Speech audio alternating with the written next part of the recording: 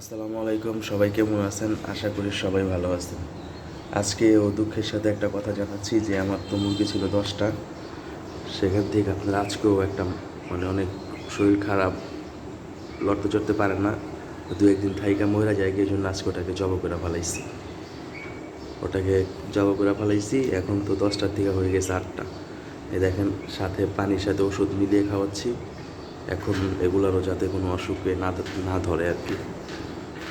তো অনেক কষ্টই লাগতেছে যে এতগুলা মুরগি আনছিলাম পালার জন্য, একটা একটা করে আর কি সবগুলোকে এইভাবে এরকম হয়ে যাচ্ছে। এটা তো আসলে খুব খারাপ একটা বিষয়, খুব খারাপই লাগতেছে। সকাল সকাল এই যে আজকেও একটা জব করতে হলো, এর আগে একটা মরে গেল। কী বলবো, কিছুই বলার মতো নেই, এরকম অবস্থা। এই যে দেখেন, এখন ওষুধ খাওয়াচ্ছি পানির সাথে মিলিয়ে। আর এই যে আল্লাহ রহমতে বাকিগুলো এখন ঠিকই আছে, এগুলো খাইতেছে। এখন বাকিটা তো উপরলাই জানে যে আসলে কি এগুলা আস্তে আস্তে করে এমনই হবে নাকি এগুলো আর কি টিকে যাবে। দেখেন, অনেকটা কিন্তু বড় হয়েছে মুরগির বাচ্চাগুলো।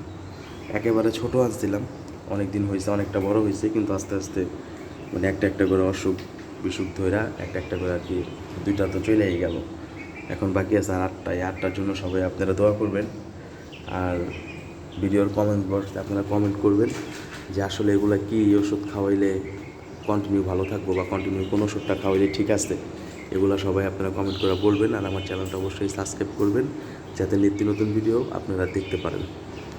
আজকের মতো এই পর্যন্ত রাখি। আসসালামু আলাইকুম।